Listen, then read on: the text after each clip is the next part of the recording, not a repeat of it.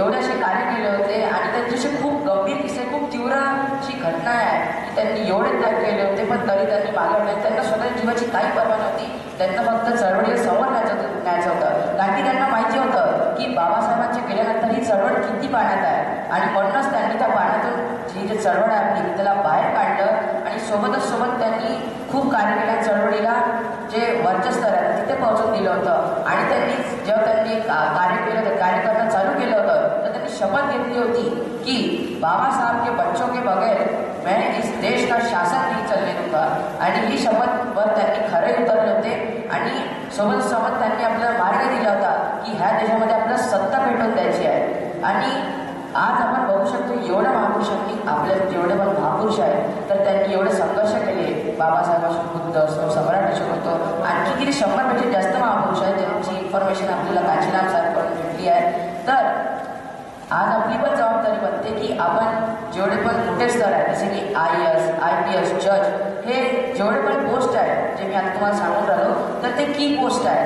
तर त्या की पोस्टवर पोहोचल्याशिवाय आपण आपल्या चळवळीला समोर नाही नेऊ शकत. आणि म्हणूनच कांचीराम साहेबांनी ग्राउंड लेवल केलंच, पण नंतर त्यांनी वरच्या लेवलवर पण त्यांनी काम केलं आणि आपणही करू शकतो.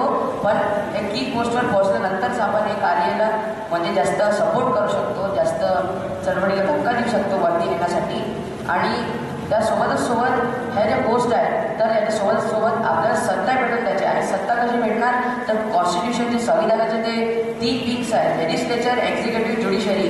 तर हे 3 विंग्स असे आहेत त्याच्यामध्ये जर आपण गेलो, जर आपले विद्यार्थी गेले तर तिथे आपले विद्यार्थी जिथे बंधू भगिनी आहे, मैत्रिणी आहे, तर तिथे जाऊन त्यांनी सत्ता आपल्या हातात घेणार आणि जर सत्ता हातात आली तेव्हा आपण काय करू शकतो हे खरं उदाहरण शाह महाराजांनी दिलेलं आहे. आणि बाबासाहेब कित्येक वेळा सांगतात की राजकीय सत्ता असो किंवा कुठलीही सत्ता असो, सत्ता आपल्या हातात राहिली तर आपण काय करू शकतो. कारण की सत्ता एक मास्टर की आहे, हे बाबासाहेबांनी आपल्याला खूप महत्त्वाचं सांगितलं होतं आणि आपल्याला त्याच्यावर उतरायचं आहे. आणि मी आशा वाटत होती माझे जेवढे पण विद्यार्थी, मित्रमैत्रिणी बसले असणार इकडे, तर ते ह्याचे विचार आहेत तर त्यांना मनामध्ये घेतील आणि याच्यावर अंमलबजावणी करतील. आणि मी एवढंच बोलतो. मला इथं बोलण्याची संधी दिली त्याचा मी परत आभार मानतो आणि इथेच थांबतो. धन्यवाद. जय भीम, जय भारत.